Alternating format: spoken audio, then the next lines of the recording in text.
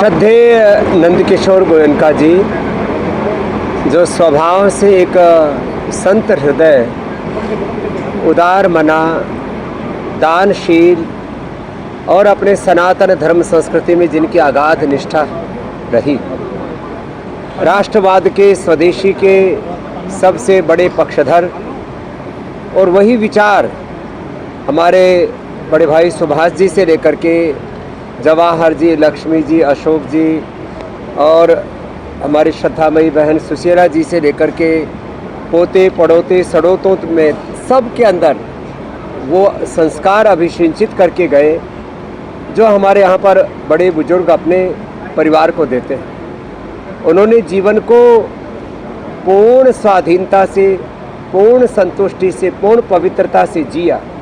उनका जीना और जाना दोनों ही गौरवपूर्ण है।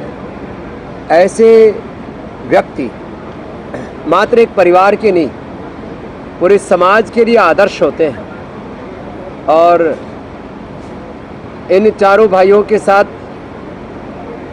वो हमको भी पुत्रवत प्रीति करते थे, इसलिए इस परिवार में हम अपने आप को एक पांचवें भाई की तरह देखते हैं और पूरा परिवार हमें गौरव देता और हम इस परिवार को इसलिए भी गौरव देते हैं। आज पूरे देश में स्वदेशी की बात हो रही, पतंजलि ने भी स्वदेशी को एक नए क्षितिज पर पहुंचाया है, लेकिन उस स्वदेशी को भी मजबूती के साथ प्रतिष्ठापित करने वाला कोई परिवार है तो यह गोयनका परिवार है। और आज राष्ट्रवाद की, राष्ट्र धर्म की आवाज़ पूरे देश में सुनाई देती है। उस राष्ट्रवाद के एक प्रखर, पराक्रमी, स्वाभिमानी उद्घोषक के रूप में मैं श्रद्धेय नंदकिशोर गोयनका जी को देखता हूँ। उनके महाप्रयाण पर, महानिर्वाण पर, क्योंकि वो जीते जी ही जीवन मुक्त थे और एक अकाम आप्तकाम आप्त पुरुष की तरह उनका जीवन रहा। इसलिए उनके अंतिम दर्शन करने मैं यहाँ पर पूरे परिवार के साथ आया और बस एक ही प्रार्थना है प्रभु से, हम उस राह पर चलते रहे जो राह हमें श्रद्धेय नंदकिशोर गोयनका जी ने दिखाई, और